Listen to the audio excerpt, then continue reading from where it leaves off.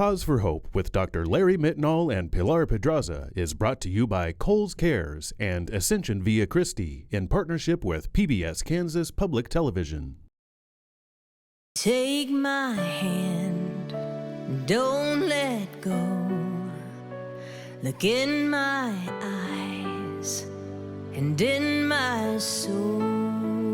Hold me close, hold me near. Please let go of all your fear. I'm not going anywhere.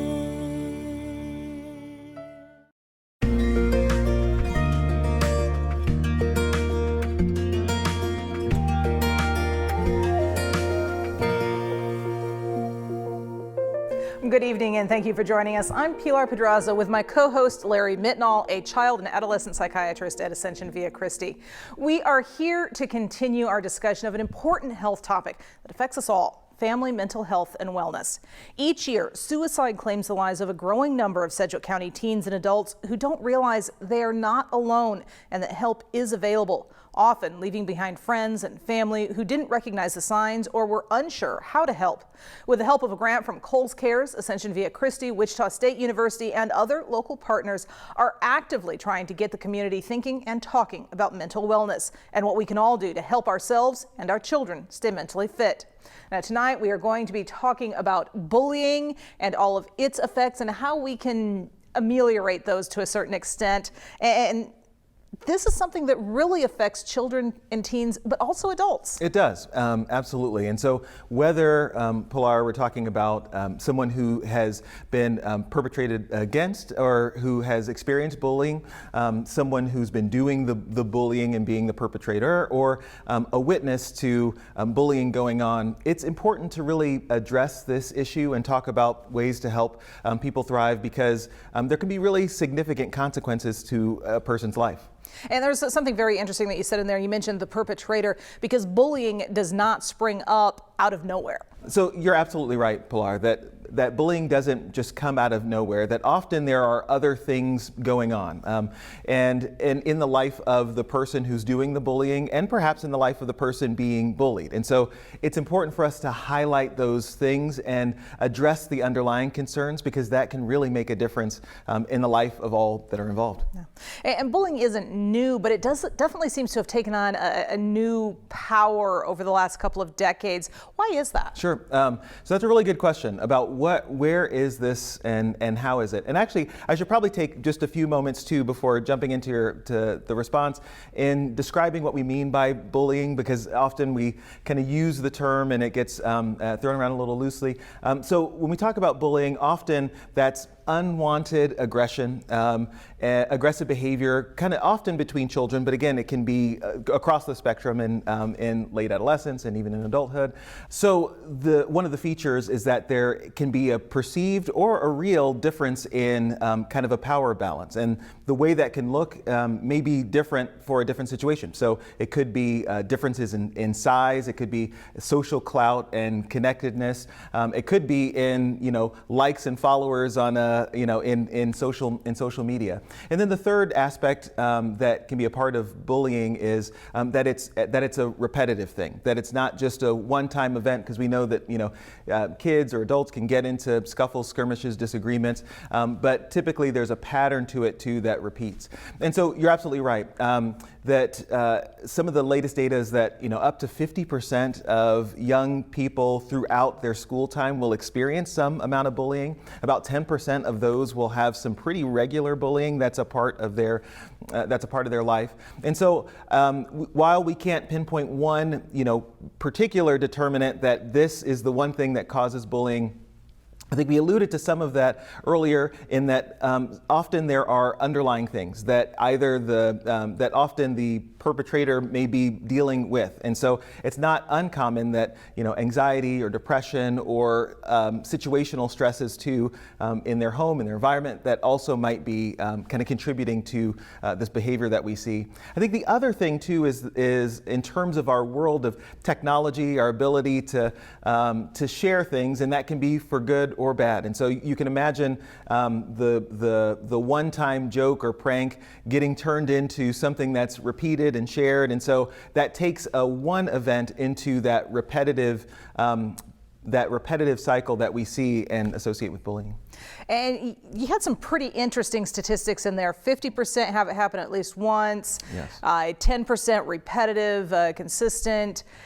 As a parent, those are worrying. How do you know, a parent's first reaction is, I want to bully-proof my child. Yes. Is that even possible? How do you do that? So unfortunately, there isn't something for that. I mean, you know, we all want the bubble wrap around our kids and to try to defend off and prevent any potential harm. I think the best things are, one is talking about it, right? And being able to be a listening ear and inquiring about those things. I think all of us have, you know, had the experience, certainly as a parent, where you come home and you ask, how's the day? And they just say, fine. And that's the extent of things. And so having the opportunity to listen, pry a little bit, ask a little bit more about the texture of their day, about the types of relationships, about the struggles that they've had to, are ways that parents can maybe get in to understand more about what are some of the dynamics and the relationships going on, and to hopefully be sensitive to hearing anything that sounds like bullying might be occurring in the life of their child. And certainly being aware of bullying is an issue, and you spoke with a local woman who's really pushing that as her personal crusade. Absolutely. I got to the distinct pleasure of talking to singer-songwriter Jenny Woods about her own experiences and how she's been able to wrap an anti-bullying campaign around her music. And she's been able to do this in spite of some pretty significant circumstances, a really tragic accident and kind of recovery from that, and then of course the pandemic. And still she's found a way to share a message of hope and bringing awareness to this situation. So I think this would probably be a perfect time to kind of roll the footage on our really great conversation.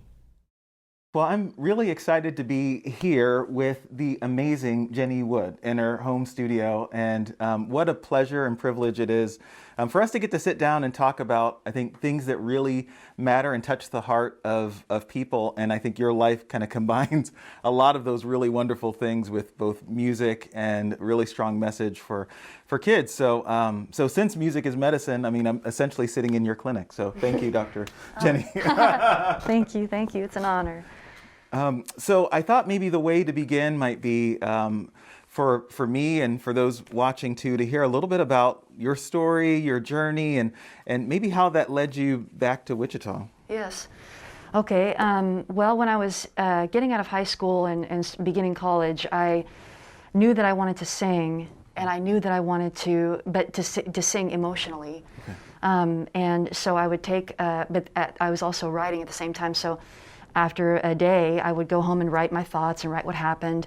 And then those started to morph into, I would put sound to those words. And then over time, I would build little songs. I wasn't playing guitar yet. But then I met some people who were playing in a band, and they were auditioning singers. I tried out for them, and my whole life changed really after that. Everything that I got to, that I felt, I got to project with sound. Because of these three gentlemen who were wanting to play in a rock band, and really that changed my whole life. So ever since then, I mean, I was about 20, and now I'm 38, and I've stayed on that same path. I know my calling, I know my purpose. It is to connect with people through sound, through story, through emotion. And so to remain on that, no matter what has happened in my life, that is still my soul to follow that path. Wow. Where all did the music take you? Yes, it took me to Nashville. I lived in Nashville for most of my 20s. Wow. And that was really, I was embarrassed that I didn't continue with schooling for music theater, but then I learned so much in Nashville because I worked at a music venue, Dive, a restaurant, and the dishwasher was a phenomenal singer-songwriter, composed all his own music, and he's back there washing dishes, chewing gum, and he's brilliant. Wow. And everybody that I worked with was an incredible artist. but we were all just trying to make $1 to be able to do what we loved. So it took me to, and I like to call that my schooling was Nashville. And then I came back home. I had 2 nieces and a nephew, and they were raised in a single parent family by my brother-in-law.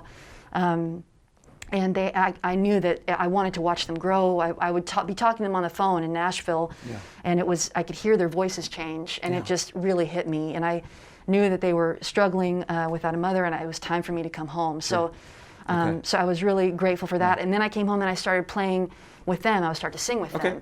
And then it started to expand, and then I'm doing childcare, and I'm singing with the kids I'm babysitting, and then it just started to, without, organically, your fan base is growing, exactly. You're producing really great things, and all those creative juices are flowing, and that's really tremendous. It's amazing that it was the heart of taking care of kids in your own family, and that love was big enough to pull you out of what otherwise sounds like a wonderland of kind of music craftsmen and artisans, all living together in community. And it sounds like that didn't stop, though, your ongoing kind of musical growth and then looking for ways to touch people's lives. So when you got back to Wichita and you're connected with family and you're sharing your music in these really organic ways, how did that turn into, a program and movement to also kind of combine both your gifts with reaching kids, especially with the message of kind of anti-bullying?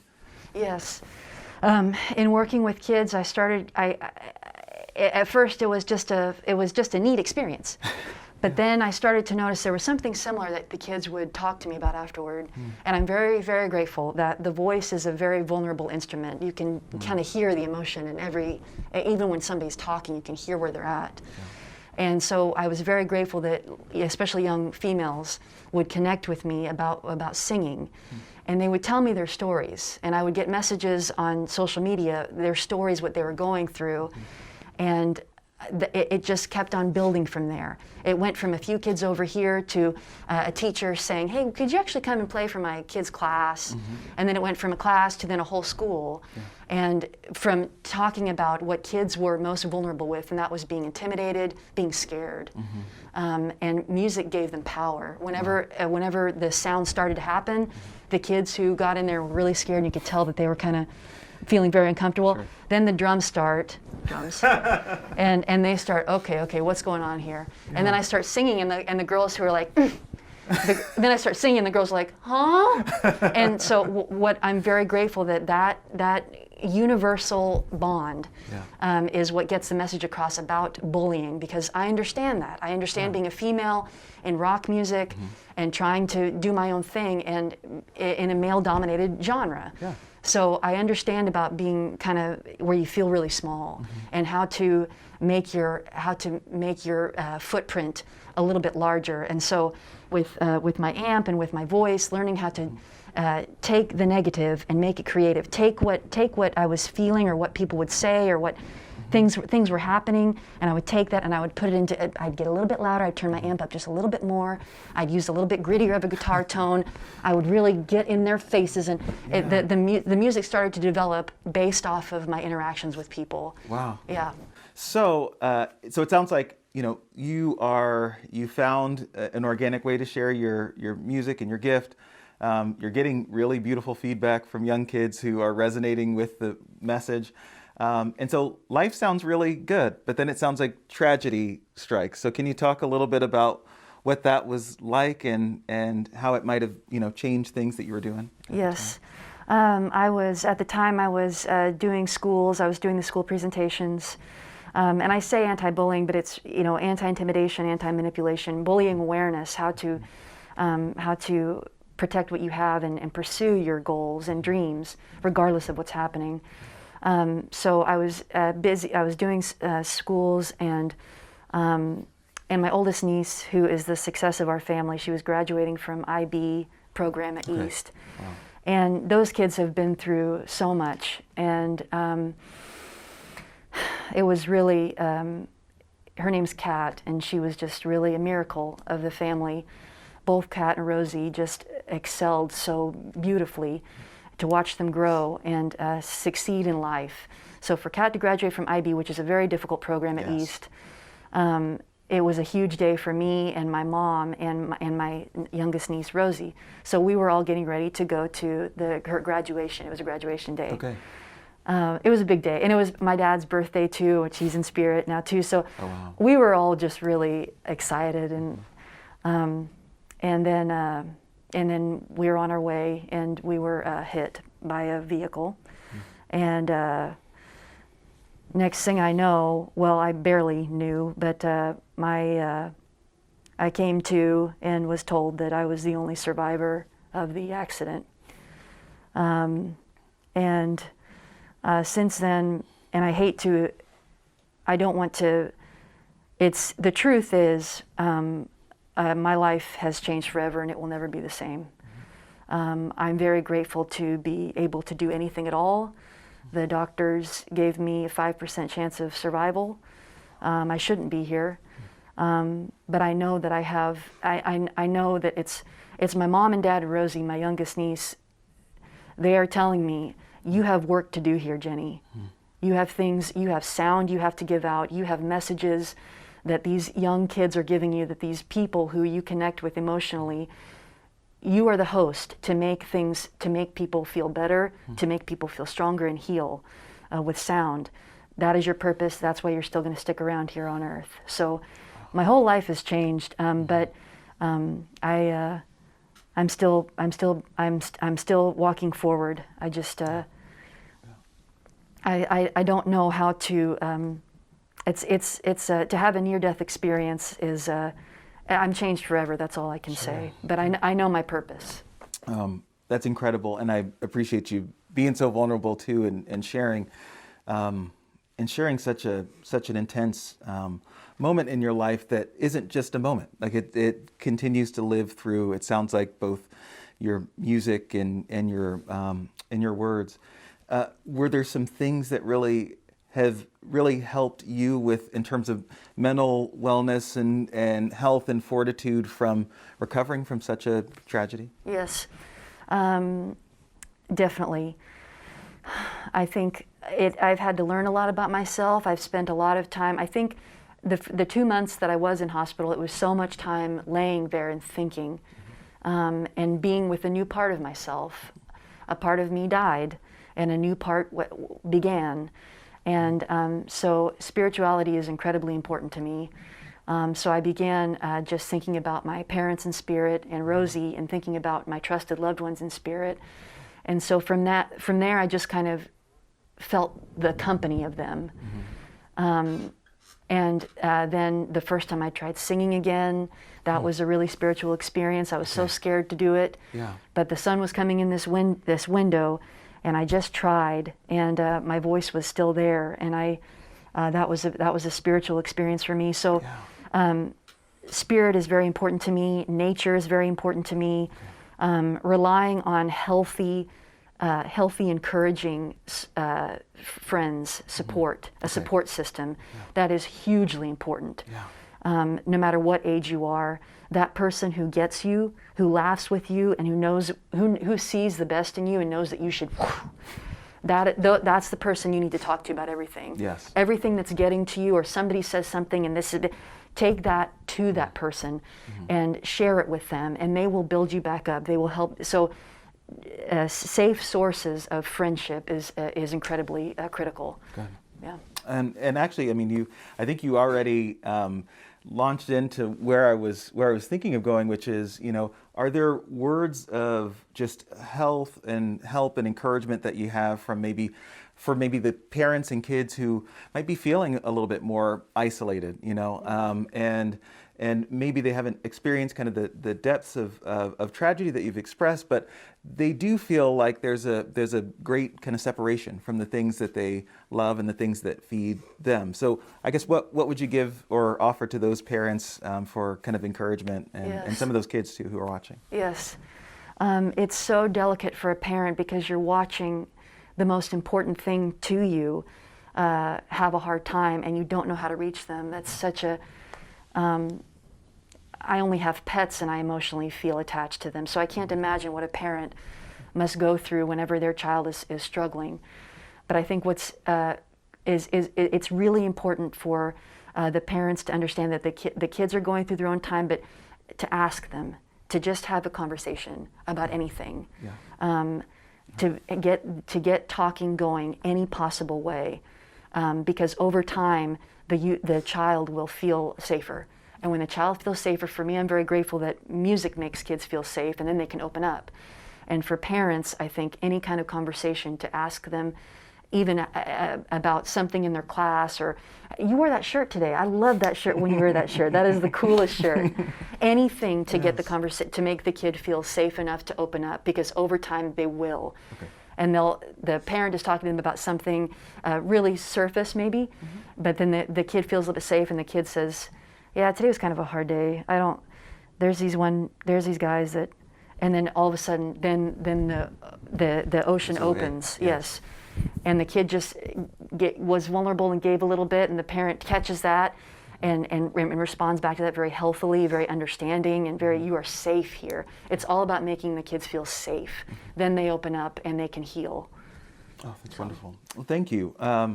Any parting things or kind of last words or thoughts that you have that maybe are on your heart about both the things you've been doing and encouraging in families, especially against intimidation and that sort of thing, or anything really? So there are no limits, but but yeah, any closing thoughts that you might have? It's just ironic to me that and will always be, the little weird thing that I did when I was in school, and somebody said something, or somebody did something, or this happened, and I would write about it. The little weird thing that I did, I always had my journal with me, I always had my words with me, I will always do.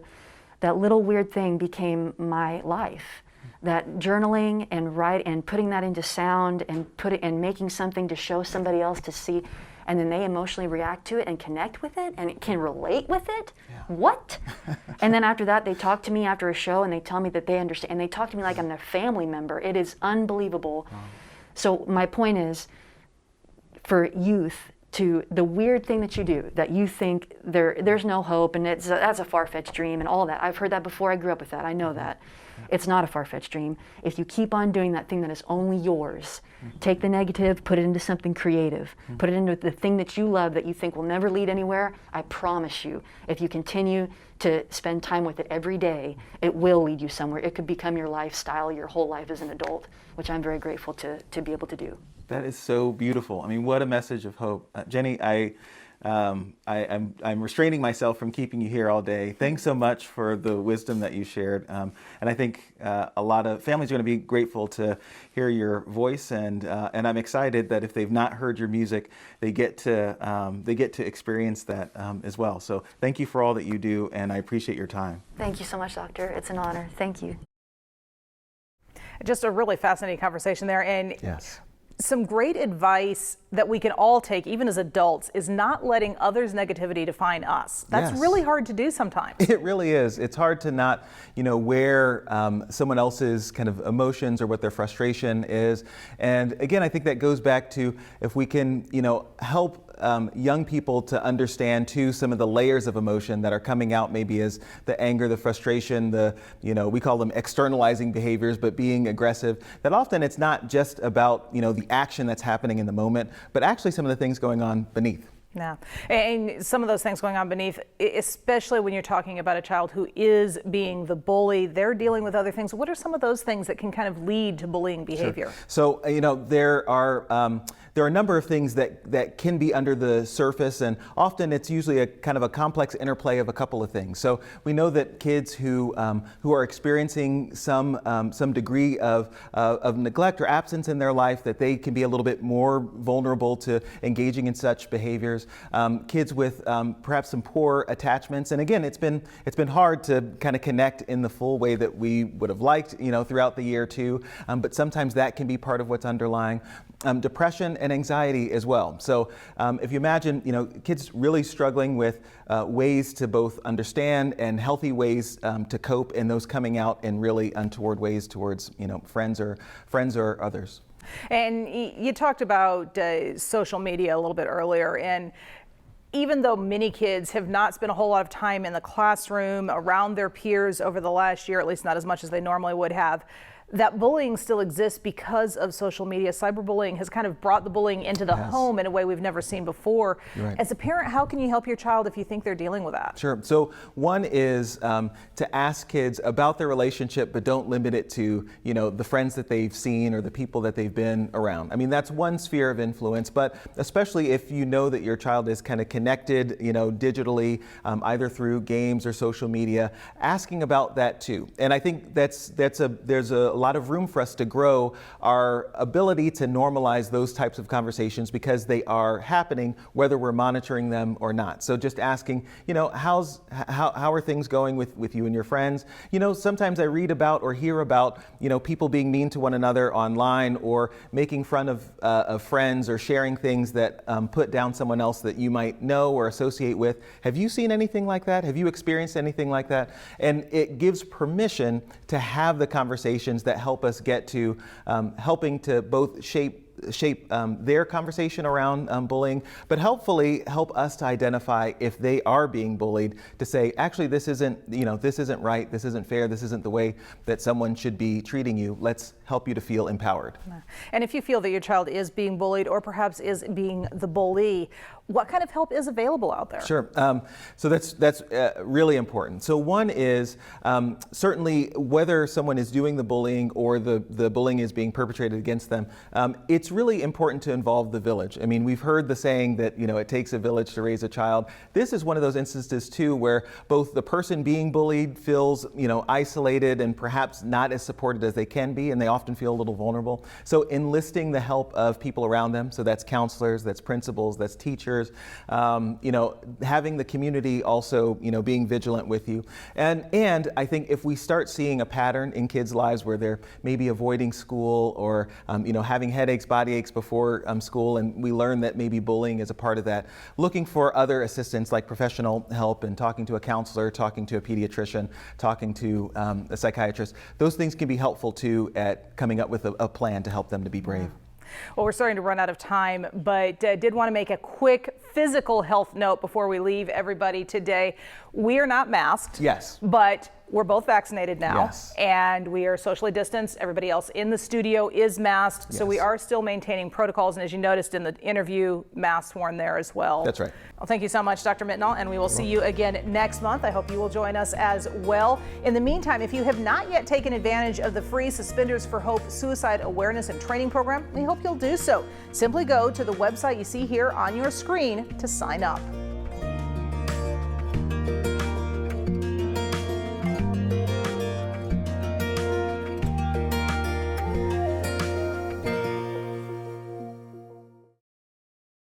Take my hand, don't let go.